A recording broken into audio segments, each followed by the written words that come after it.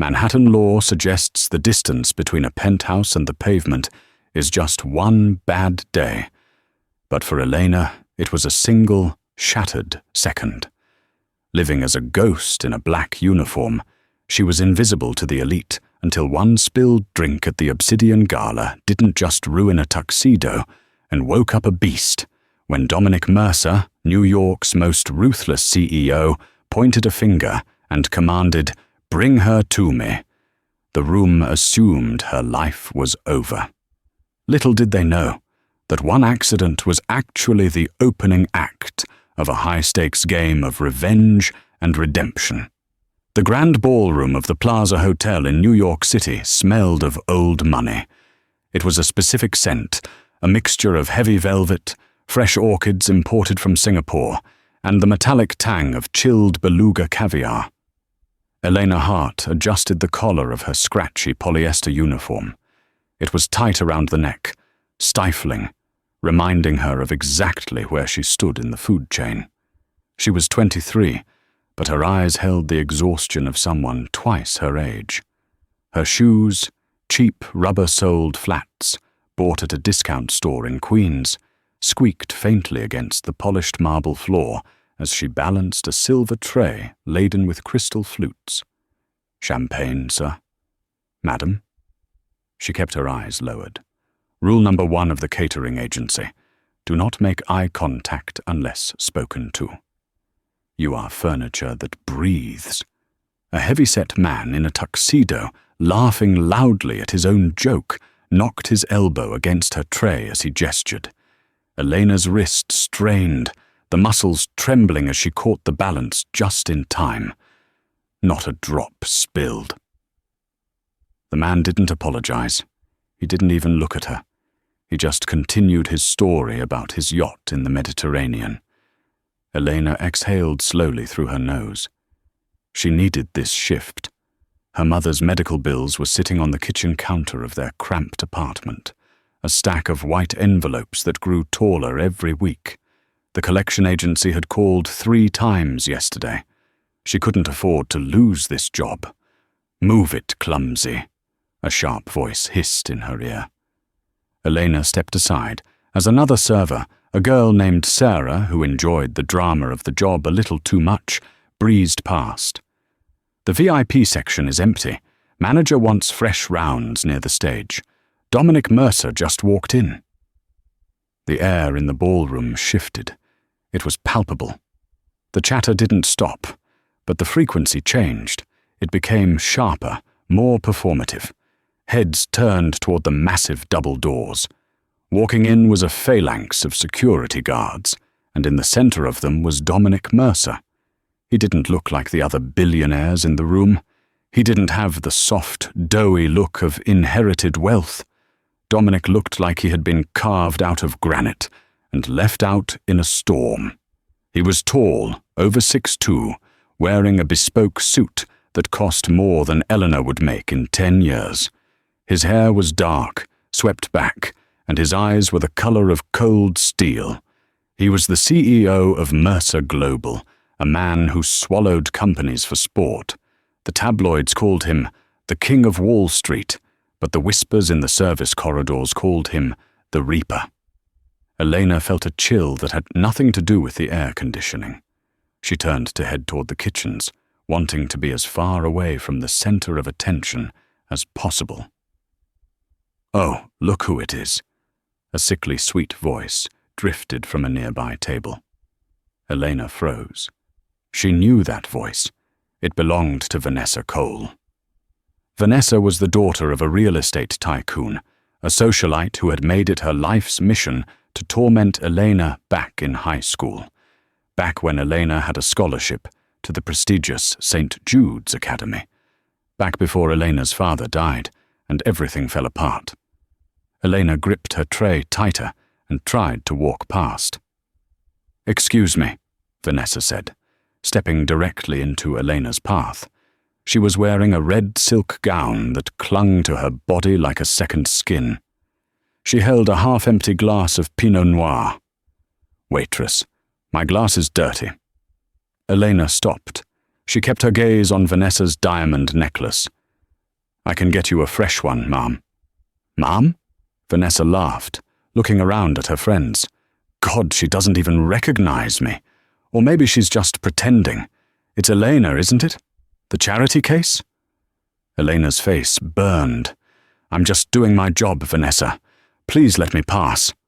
I don't think so, Vanessa sneered. I think you need to learn your place. You always thought you were better than us because you could play the piano. Look at you now, serving drinks to your betters. Vanessa took a step forward, feigning a stumble.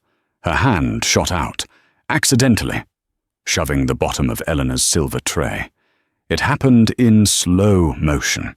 Eleanor tried to compensate, her reflexes kicking in, but the angle was impossible. The tray tilted. 3 full flutes of champagne and a glass of red wine launched into the air. They didn't hit the floor. They didn't hit Vanessa. They hit the man who had just walked up behind Vanessa to greet the group. The red wine splashed across the pristine white dress shirt of Dominic Mercer. The champagne soaked the lapel of his black tuxedo jacket. The glass shattered against the buttons of his vest. The ballroom went silent. The silence was absolute. The orchestra seemed to stop. The laughter died. Every pair of eyes in the room, 300 of New York's elite, locked onto the disaster. Elena stood paralyzed, her hands still raised in the air, the empty tray clattering to the floor with a sound like a gunshot. Vanessa gasped, her hand flying to her mouth in a performance of shock. Oh my God, you clumsy idiot! Look what you did to Mr. Mercer! Dominic stood perfectly still. He didn't flinch. He didn't brush the wine off. He slowly looked down at the crimson stain spreading across his chest, looking like a fresh wound. Then he lifted his head. His eyes bypassed Vanessa completely. They locked onto Eleanor. For a moment, Eleanor forgot to breathe. She expected anger. She expected him to yell. Instead, she saw something terrifyingly calm. He looked at her with an intensity that made her knees weak. It wasn't rage. It was recognition. The floor manager, a sweating man named Mr. Henderson, came running over, nearly tripping over his own feet. Mr. Mercer, sir, I am so sorry. This girl is incompetent. She's fired. I'll have her thrown out immediately. Security. Quiet, Dominic said. His voice wasn't loud, but it carried deeper than the manager's shouting. Mr. Henderson snapped his mouth shut. Dominic reached into his jacket pocket, pulled out a handkerchief, and dabbed at a shard of glass caught in his cuff. He looked at Elena, who was trembling, her face pale as a sheet. "What is your name?" Dominic asked. Elena swallowed hard. Her throat felt like sandpaper. Elena Hart." Dominic narrowed his eyes. "Hart," he repeated, tasting the name. "Bring her to me." Mr. Henderson blinked. "Sir, I can just have her removed." I said. Dominic turned his head slowly, his glare silencing the manager instantly. "Bring her to my private suite upstairs. Now. And bring the bottle of whiskey from my table." He turned on his heel and walked away, the red stain on his shirt a badge of violence amidst the glamour. Vanessa smirked at Eleanor. "Enjoy jail, honey." 2 large security guards stepped up to Eleanor. "Miss, come with us." Eleanor felt the blood drain from her face. She looked at the exit, then at the guards. There was no running. She nodded, removed her apron, and let them escort her toward the elevators, leaving the whispers of the gala behind. The elevator ride to the penthouse suite was silent and suffocating. The mirrored walls reflected Eleanor's disheveled appearance. A strand of brown hair had escaped her bun. Her uniform was stained with splashes of champagne. She looked like a wreck. "He's going to sue me," she thought, panic rising in her chest. "This suit probably costs more than my mother's life insurance policy. If he sues the agency, they'll sue me. I'll be bankrupt. Mum will lose her treatment." The doors chimed and slid open. The penthouse of the plaza was a world away from the gala below. It was modern, sleek, and dimly lit. A fire crackled in a massive stone hearth. The city skyline of Manhattan glittered through floor-to-ceiling windows, looking like a bed of jewels. Dominic Mercer was standing by the window. He had removed his ruined jacket and the stained shirt. He was wearing a fresh black t-shirt that hugged his broad shoulders, likely something he kept in his travel bag. It made him look less like a CEO and more like a brawler. "Leave us," Dominic said without turning around. The security guards nodded and retreated, the heavy oak doors clicking shut. Elena stood by the entrance, clutching her hands together to stop them from shaking. "Mr. Mercer, I can't apologize enough. It was an accident. I was pushed and—" "I know you were pushed," Dominic said. He turned around, holding a glass of amber liquid. "I saw Vanessa Cole step into your path. I saw her elbow hit the tray." Elena blinked, stunned. You saw?" "I see everything, Miss Hart.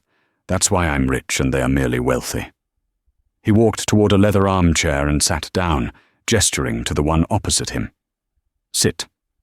"I'd prefer to stand, sir." "Sit," he commanded. The tone brooked no argument.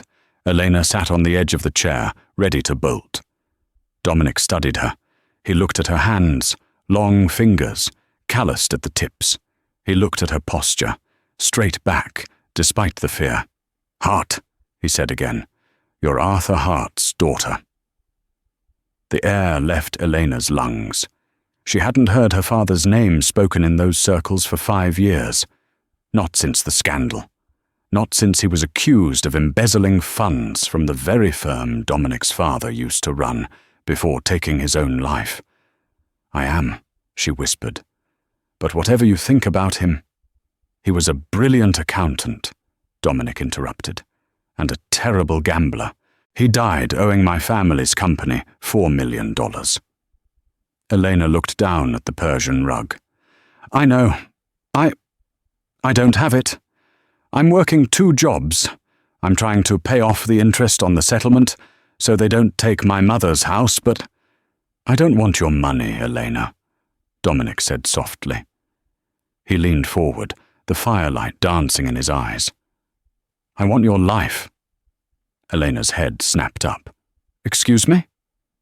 "I need a wife," Dominic stated, as casually as if he were ordering a coffee. Elena stared at him. Are you insane? You could have any woman in that ballroom. Vanessa Cole would probably kill to be Mrs. Mercer." "Vanessa Cole is a viper with a trust fund," Dominic said, with a dismissive wave. "I don't need a socialite. I need a distraction, and I need a weapon." He stood up and paced the room. "My board of directors is trying to oust me. They say I'm too volatile, too unsettled. There is a clause in my grandfather's trust. To take full control of the conglomerate and fire the board members who are leaking our secrets, I need to be married by my 35th birthday." He stopped and looked at her. "That is in 3 weeks. So hire an actress," Elena said, her voice trembling but gaining a little strength. "Why me? I'm a waitress. My father." "Your father's reputation makes you perfect," Dominic said, "because nobody will expect it. If I marry a celebrity, it's a publicity stunt. If I marry the daughter of the man who wronged my family, it looks like redemption.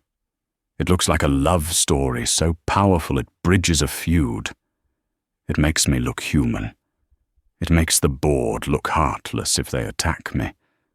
He pulled a folded document from the table and slid it across the mahogany surface toward her. "This is a contract. You will marry me for 1 year. You will live in my house. You will attend events with me. You will pretend to be madly in love with me." "And in return?" Elena asked, feeling like she was in a dream. "In return," Dominic said, "I wipe your father's debt. Completely. I pay for your mother's medical treatment at the best specialist in Switzerland, and at the end of the year, I give you $500,000 to start your life over. Elena looked at the paper. It was freedom. It was her mother's life. It was everything she had prayed for. And if I refuse? Then you walk out that door, Dominic said coldly. You lose your job because Mr. Henderson is a moron who fears Mitt. The collection agency takes your mother's house next month, and you continue to be invisible. Elena looked at the contract. Then she looked at Dominic. He was terrifying, yes, but there was something else in his eyes. Desperation? No, calculation. 1 year, she asked. 1 year, no touching, separate bedrooms, strictly business. Elena took a deep breath. She thought of her mother coughing in the cold apartment. She thought of Vanessa Cole's smirk. Do you have a pen? The next morning, Elena's life ceased to exist. A black SUV arrived at her apartment building in Queens at 6:00 a.m. The neighbors peeked out from behind their curtains as a driver in a suit carried Elena's 2 meager suitcases to the trunk. She wasn't taken to the plaza. She was taken to the Mercer estate in the Hamptons. It was a fortress of glass and stone perched on a cliff overlooking the Atlantic Ocean. As the car pulled up the winding driveway, Elena felt like she was entering a prison disguised as a palace. Dominic was waiting for her in the library. He was on a conference call, speaking fluent Mandarin. He pointed to a chair without looking at her. When he hung up, he didn't say hello. He pressed a button on his desk. Send the team in. The doors opened, and a squad of people marched in. A stylist, a hairdresser, a tailor, and an etiquette coach. You have 3 days before the engagement party, Dominic told her. Right now, you look like a waitress. By Friday, you need to look like the future Queen of New York. I am a waitress, Elena snapped, exhausted from a sleepless night. Dominic walked around the desk and stood in front of her. He reached out, his hand hovering near her chin. For a second, Elena flinched. Dominic paused, his eyes softening imperceptibly. He didn't pull away. He gently tilted her chin up. Not anymore, he said, his voice dropping an octave. Now, you are Elena Mercer.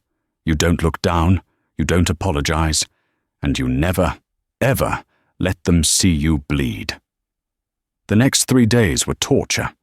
The stylist, a man named Henri, threw out all her clothes. Polyester is a sin against God, he declared, filling her closet with silk, cashmere, and designer labels she couldn't even pronounce. The etiquette coach, Mrs. Gable, made her walk with a book on her head for 4 hours. You walk like you are rushing to clear a table, Mrs. Gable scolded. Walk as if you own the ground you step on. But the hardest part was Dominic. He was there in the evenings, quizzing her on his business, his enemies, and their backstory. Where did we meet? Dominic asked over dinner on the second night. At a library, Elena suggested. Boring, Dominic said, cutting a piece of steak. We met at the opera. You were crying during La Bohème. I offered you a handkerchief. I hate opera, Elena muttered. You love it, Dominic corrected, his eyes locking onto hers. You love it because I love it, and I love you because you are the only person who sees the real me. And who is the real you? Elena asked, challenging him. Dominic stopped eating. He looked at her, and for a moment, the mask slipped. A man who is tired of being hunted. The tension in the room spiked. Elena realized then that this wasn't just about money for him.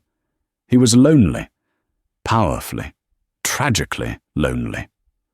I can play the piano, Elena said suddenly. If we're going to lie, let's use the truth. I was a prodigy before. Everything happened. I didn't meet you at the opera. You heard me playing in the lobby of a hotel where I was working. You stopped. You listened. Dominic stared at her. He slowly put down his fork. Play for me. Now? There is a Steinway in the music room. Go." Elena stood up and walked to the music room. The piano was a masterpiece, black lacquer shining under the chandelier. She sat down. She hadn't played in years. Her fingers hovered over the keys. She began to play Rachmaninoff. At first, she was stiff. But then, the music took over. The anger, the fear, the grief for her father, the stress of the debt. She poured it all into the keys. The music crashed and soared, filling the empty, cold house with raw emotion. When she finished, she was breathing hard. She turned around. Dominic was leaning against the doorframe.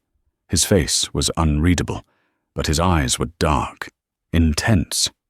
"We keep that," he said quietly. "We use that story. It's better."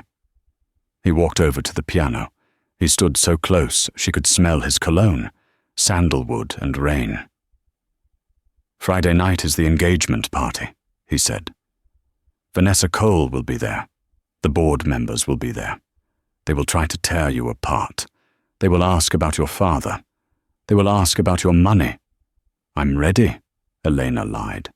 "No, you're not," Dominic said. He reached into his pocket and pulled out a velvet box. He opened it.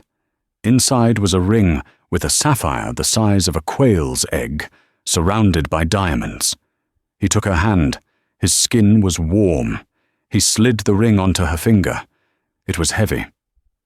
"This is the Mercer family crest," he said. "It is a shield. As long as you wear this, you are under my protection. If anyone insults you, they insult me. And I destroy things that insult me." Elena looked up at him. "Why do I feel like the protection is the most dangerous part?" Dominic leaned down, his lips brushing her ear. "Because once you're in my world, Elena, the only way out is through the fire."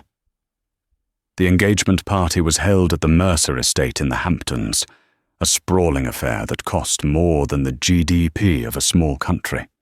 The lawn was tented in white silk, illuminated by thousands of floating lanterns drifting over the infinity pool. Elena stood at the top of the marble staircase, inside the main house, looking down at the crowd. She was wearing a gown of midnight blue velvet, off the shoulder, with a slit that ran up to her thigh. It was daring, elegant, and screamed money. The sapphire ring on her finger caught the light, blazing like a blue star. Dominic appeared beside her. He was wearing a tuxedo that fit him like armor. He offered her his arm. "Are you breathing?" he asked, his voice low. "Barely," Elena admitted. "They look like sharks waiting for chum." "They are," Dominic said, his jaw tight. "But you are not the chum, Elena. You are the Leviathan. Remember the story, remember the piano, and remember, you belong here." He placed his hand over hers on his arm. His touch was grounding, steady. For a second, Elena forgot it was a contract. She felt safe. They descended the stairs. As they stepped into the light, the conversation in the room died. All eyes turned to them. Elena kept her chin high, channeling every lesson Mrs. Gable had drilled into her. Walk like you own the ground. "Ladies and gentlemen," Dominic's voice boomed without a microphone, commanding the room.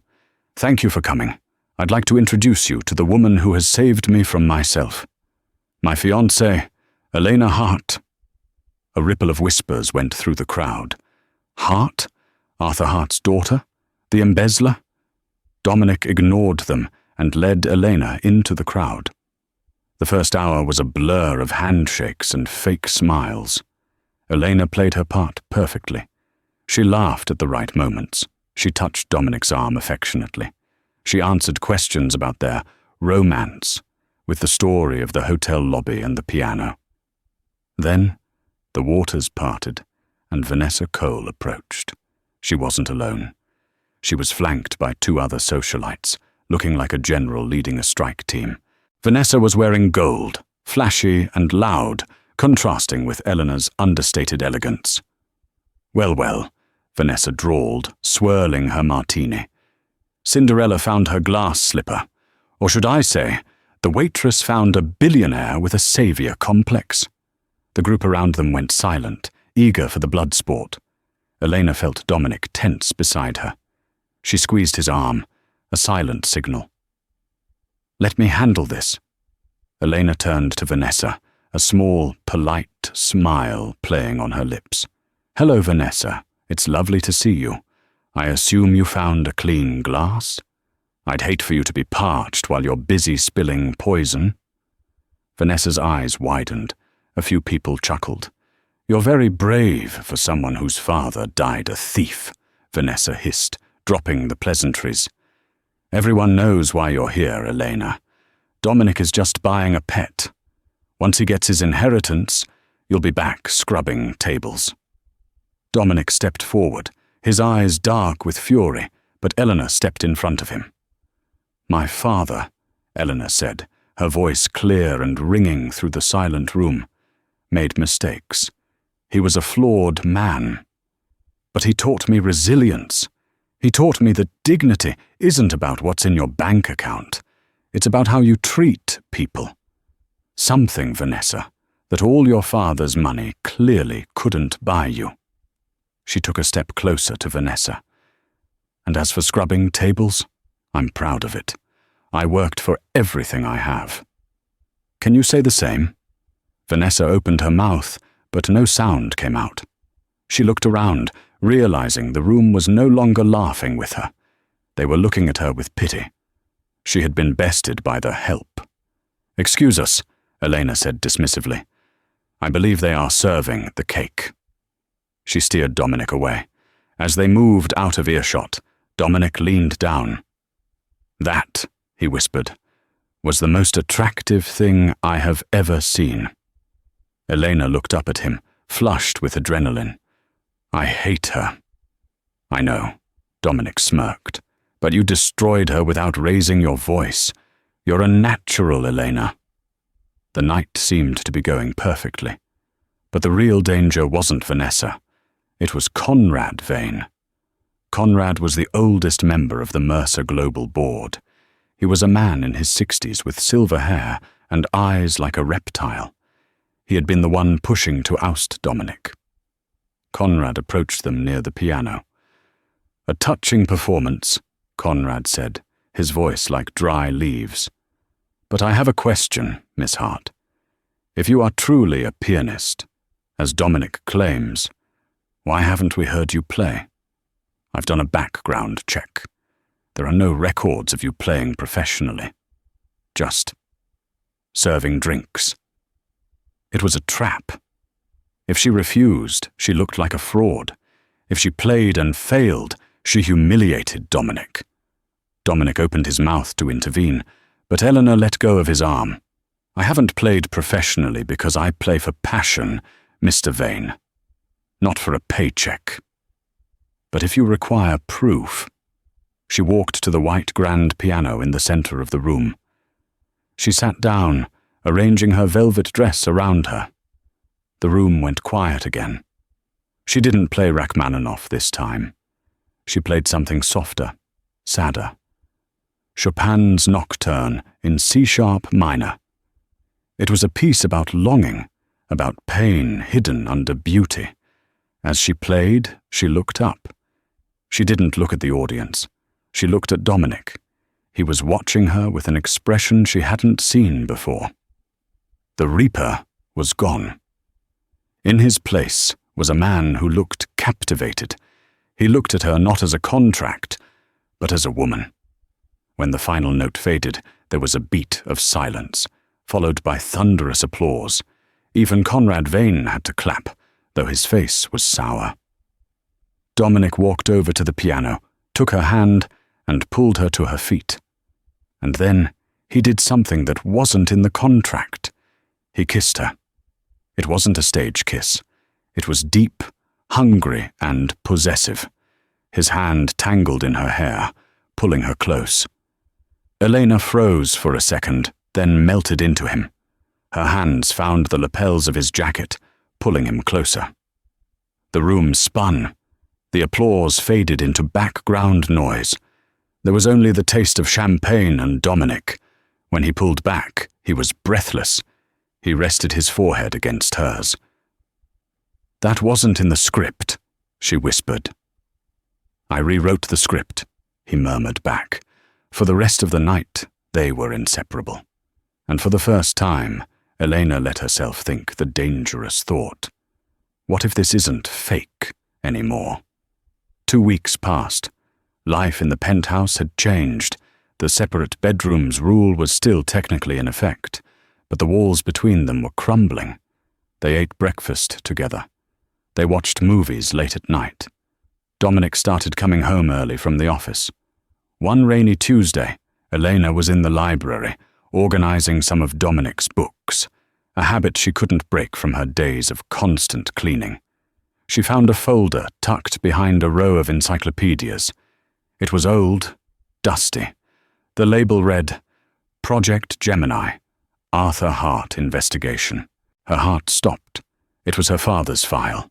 She opened it. Inside were bank statements, emails, and photos. She scanned them quickly.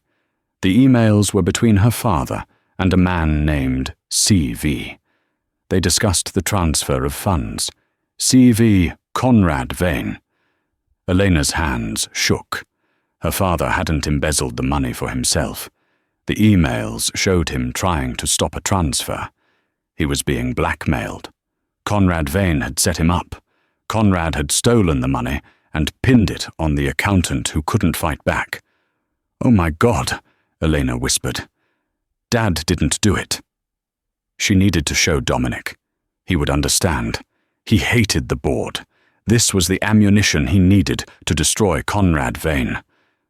She grabbed the file and ran to the door just as Dominic walked in. He looked furious. His tie was undone, his hair disheveled. He was holding a tablet. "Dominic!" Elena cried, holding up the file. "You have to see this. I found proof." "Stop!" Dominic said. His voice was ice, cold, absolute zero. Elena froze. "What?" "I said stop." He walked over to her, looming over her like a thundercloud. He turned the tablet around and shoved it in her face. On the screen was a security camera feed from Dominic's private office at Mercer Global. It showed a figure, hooded, plugging a USB drive into Dominic's computer at 3:00 a.m. "Someone stole the prototypes for our new clean energy tech," Dominic said, his voice trembling with suppressed rage. "It was leaked to our competitors this morning. Stock dropped 12% in an hour." "That's terrible," Elena said, confused. "But what does that have to do with me?" "The security code used to enter the office," Dominic said. "It was mine. The only other person who has that code is you. I gave it to you last week in case of emergencies." Elena recoiled as if he had slapped her. You think I did this?" "Did you?" Dominic roared, the sound echoing off the walls. "Don't lie to me, Elena. Did Conrad Vane get to you? Did he offer you more money? Is this the long con? The daughter of the thief finishing her father's work?"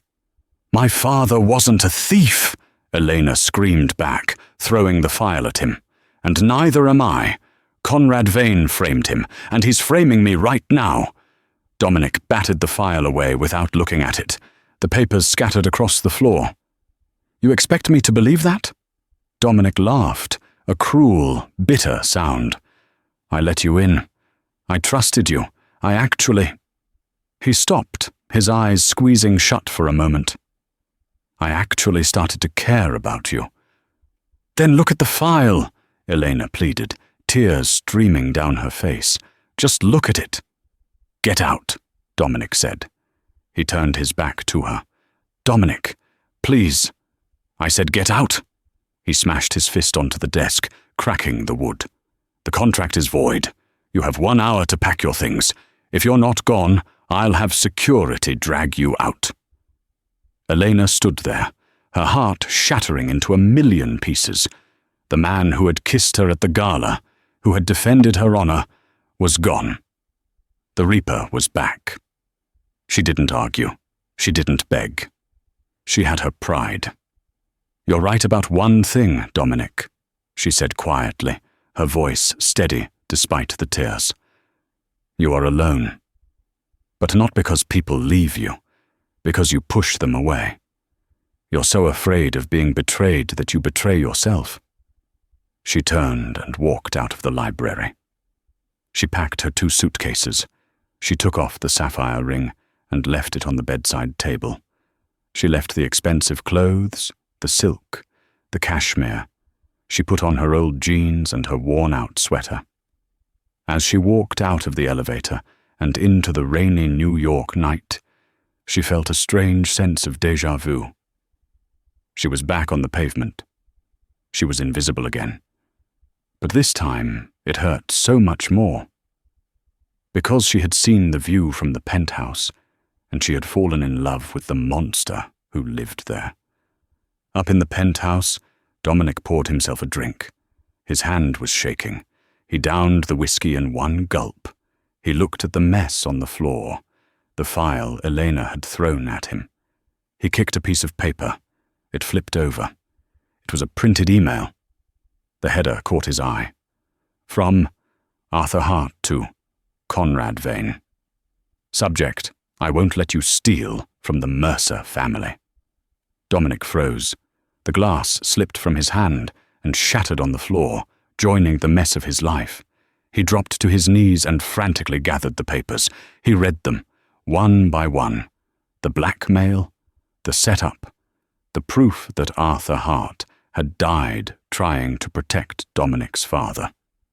"No," Dominic whispered. The room seemed to tilt. "No, no, no." He grabbed his phone and dialed his head of security. "Trace the hack," he barked. "Not the code, the IP address, now." "Sir, we already did," the voice on the other end said. "It came from a remote server. But we found something else. The security footage of the person entering your office? It was looped. It's fake. Someone doctored the footage to make it look like the code was used." Dominic felt like he had been punched in the gut. "Who doctored it?" "We traced the upload signature. It came from Conrad Vane's private terminal." The phone clattered to the floor. Dominic stood up, running a hand through his hair. He looked at the empty apartment. He looked at the ring sitting on the bedside table. He had just thrown out the only innocent person in this entire game.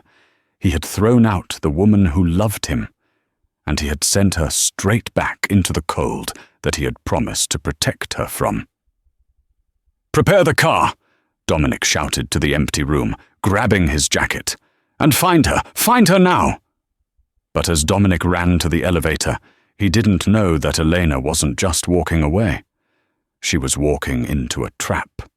Because Conrad Vane didn't leave loose ends, and a black van was currently idling quietly outside Elena's old apartment building, waiting for her to come home.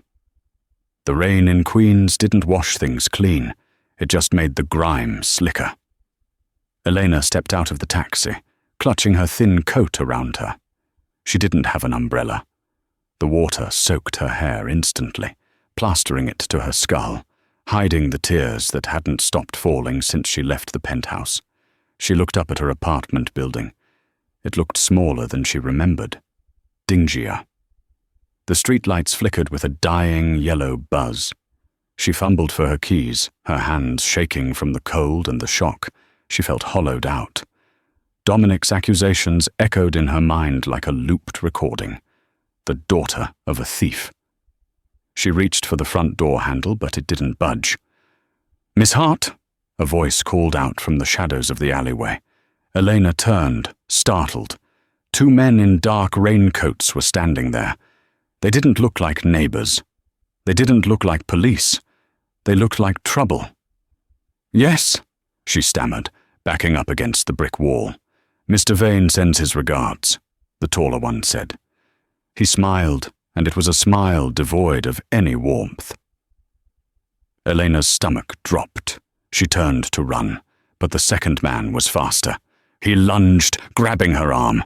She screamed, but the sound was cut short as a heavy hand clamped over her mouth.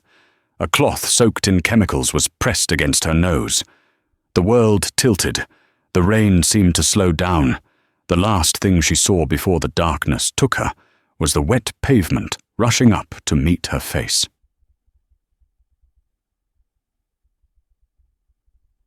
Dominic Mercer was tearing New York City apart. He was in the back of his armored SUV, surrounded by 3 screens of data. His head of security, a former Mossad agent named Keller, was driving like a madman through traffic. "We have a location on her phone," Keller shouted over the roar of the engine. "It pinged in Queens, then went dead. But we got a traffic cam visual. A black van, license plate stolen." "Where is the van?" Dominic demanded, his voice a low growl. He was vibrating with adrenaline. The image of Eleanor's face when he accused her, the hurt, the betrayal, was burning a hole in his chest. "Heading to the industrial district, specifically the old Vane shipping yards. They've been condemned for years." "Conrad," Dominic hissed. It all made sense. Conrad Vane wasn't just trying to steal the company. He was trying to break Dominic. And he knew, somehow, that Elena was the only thing Dominic actually cared about. "Step on it," Dominic ordered. "If he touches a hair on her head, I will burn this entire city to the ground."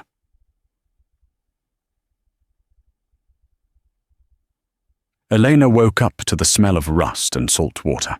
She was tied to a chair in the center of a massive, empty warehouse.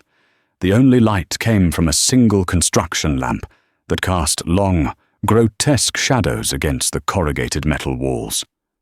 Wakey, wakey, sleeping beauty. Conrad Vane stepped into the light. He wasn't wearing his boardroom suit.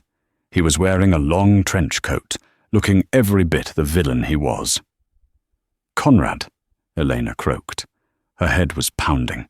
"Why?" "Because your boyfriend is stubborn," Conrad said, pacing around her. "I needed leverage. I tried to frame you, hoping he'd kick you out and be too distracted to notice the hostile takeover. And it worked. He threw you out. But," Conrad sighed, "he figured it out too fast. He's smarter than his father was. So, we moved to Plan B." "My father," Elena spat, finding a sudden surge of anger. "You killed him. You stole that money and you let him take the fall." Conrad stopped. He leaned down, his face inches from hers. "Your father was a weak man, Elena. He found out about my little accounting, creative liberties. He threatened to go to the police. I simply told him that if he did, I'd ensure his lovely daughter had a very tragic accident. He took the blame to save you. How poetic." Elena felt a sob catch in her throat. Her father hadn't been a gambler. He had been a hero. He had died to protect her. And now, Conrad pulled a gun from his coat pocket, checking the chamber. History repeats itself. Dominic is on his way. When he walks through those doors, I'm going to make him sign over his controlling shares. And then, well, I can't leave witnesses. "He won't sign," Elena said defiantly. "He cares about the company more than anything." Conrad laughed. "You really don't know him, do you? That boy has been looking for something to lose his heart to for years. You're not just a waitress to him, Elena. You're his weakness." Suddenly, the massive metal doors of the warehouse shook with a deafening crash.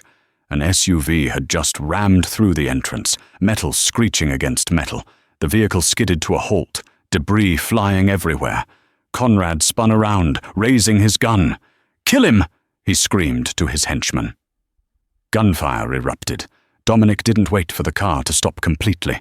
He rolled out of the passenger door, staying low. He wasn't armed with a gun. He hated them.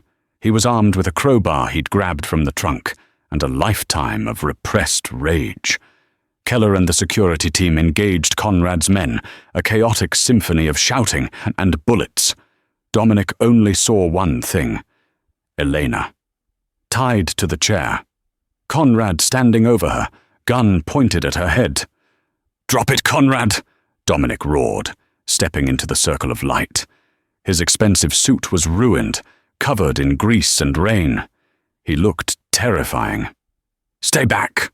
Conrad shouted, pressing the barrel against Elena's temple. "One more step and she paints the floor." Dominic froze. He held his hands up, dropping the crowbar. The clamour of the fight behind him faded as his security team neutralized the thugs. It was just the three of them now. "I'm here," Dominic said, his voice trembling slightly. "Let her go. You want the company? Take it. I'll sign whatever you want." Elena's eyes widened. "Dominic, no, don't do it. He killed my father. Don't give him what he wants." "Quiet," Conrad snapped. He looked at Dominic, a twisted grin spreading across his face. The King of Wall Street, bowing down. "I love it. Slide the tablet over. I have the transfer ready." Dominic reached into his jacket. He moved slowly, but he didn't pull out a tablet. He pulled out a small, silver voice recorder. Conrad frowned. "What is that?" "You like to talk, Conrad," Dominic said, his eyes hard as flint. "You always did. I simply told him if he did, I'd ensure his lovely daughter had a very tragic accident." "Remember saying that 2 minutes ago?" Conrad's face went pale. "This warehouse is bugged," Dominic lied.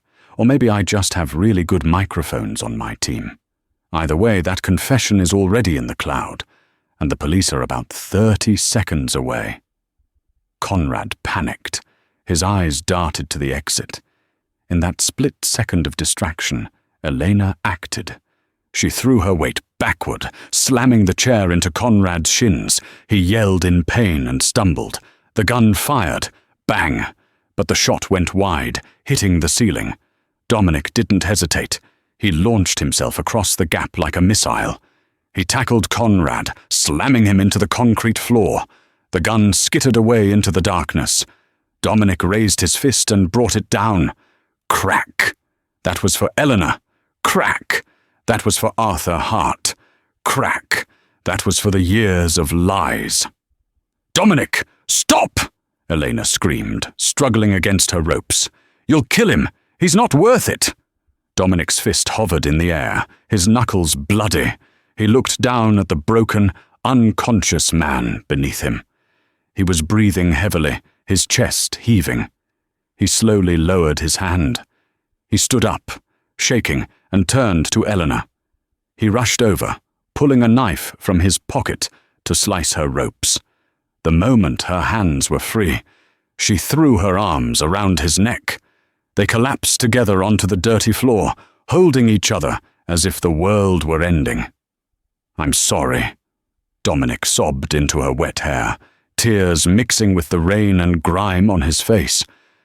"I'm so sorry. I should have trusted you. I should have known."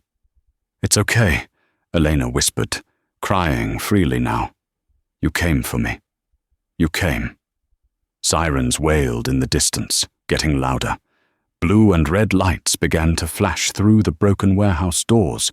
Dominic pulled back and cupped her face. "I didn't come for the waitress," he said, his voice fierce. "I came for my wife." 3 months later, the boardroom of Mercer Global was quiet, but it wasn't the tense, fearful silence of the past. It was a respectful silence.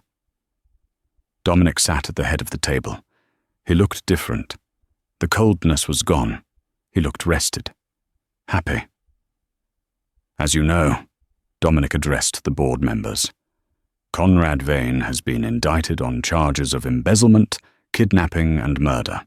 His shares have been seized and returned to the company treasury." He paused and looked at the door. "But before we close this meeting, there is one more order of business. I am appointing a new director of philanthropy, someone who understands the value of money, not just the price of it." The doors opened. Elena walked in. She wasn't wearing a waitress uniform. She was wearing a cream-colored business suit tailored to perfection. She looked radiant, powerful, and utterly unafraid. She walked to the front of the room and stood next to Dominic. "Gentlemen," Elena said, her voice steady, "my name is Elena Mercer, and we have a lot of work to do." The meeting ended with applause. As the board members filed out, shaking Elena's hand, she looked over at the portrait on the wall. It was a new addition, a portrait of Arthur Hart with a plaque underneath, a man of honor. Dominic walked over to her. "You were amazing." "I was terrified," she admitted, smiling. "You hid it well." He checked his watch. "We have to go. We're late." "Late for what?" "For our date." They took the elevator down, but not to a limousine. They walked out of the building and hailed a yellow cab, just like normal people. They arrived at the Plaza Hotel, the grand ballroom. It was empty today, save for the staff setting up for an event. The manager, Mr. Henderson, saw them coming. He turned pale and looked like he might faint. "Mr. Mercer, Mrs. Mercer, we weren't expecting—" "Relax, Henderson," Dominic said with a grin. "We're just here for a drink." They walked to the exact spot where they had met, where Elena had spilled the tray. Dominic turned to her. He reached into his pocket, but he didn't pull out the massive sapphire ring from the contract. He pulled out a simple, elegant diamond band. "The first time I asked you to marry me," Dominic said softly. "It was a business deal, it was a lie, and I have regretted that every day." He got down on one knee. The few waiters in the room stopped working. Mr. Henderson gasped. "Elena Hart," Dominic said, looking up at her with eyes full of adoration. "I don't want a contract. I don't want a fake wife. I want the woman who plays Chopin when she's sad. I want the woman who stood up to me when no one else would. I want the woman who taught me how to love." He opened the box. "Will you marry me? For real this time? No expiration date, just us." Elena looked at him. She thought about the penthouse, the rain, the warehouse, and the piano. She thought about how far they had come, from the pavement to the stars. Tears pricked her eyes, but she didn't wipe them away. "Yes," she whispered, then louder. "Yes!" Dominic stood up and kissed her. It was the same kiss from the engagement party, but better, because this time there was no audience to perform for. There was just the truth. As they pulled apart, a waitress walked by, balancing a tray of champagne. She stumbled slightly, looking terrified. Elena reached out and steadied the tray with a gentle hand. "Careful," Elena said, smiling warmly at the young girl. "You're doing great. Just breathe." The girl smiled back, relieved. "Thank you, Mom." Eleanor watched her walk away. Dominic wrapped his arm around her waist. "Ready to go home?" he asked. Eleanor looked at her husband. "I am home." From a spilled drink to a life sentence of love, Elena and Dominic proved that sometimes the worst moments of our lives are just the prologue to the best ones. Dominic thought he was buying a wife, but he ended up finding his soul. Elena thought she was losing her dignity, but she ended up finding her crown. It makes you wonder how many of us are just one accident away from our destiny. What do you think? If you were Elena, could you have forgiven Dominic for believing the lies? Or would you have walked away forever? Let me know in the comments below. I read every single one. If you enjoyed this story of revenge, romance, and redemption, please hit that like button. It really helps the channel grow. And don't forget to subscribe and ring the bell so you never miss a new story. Thanks for watching, and see you in the next video.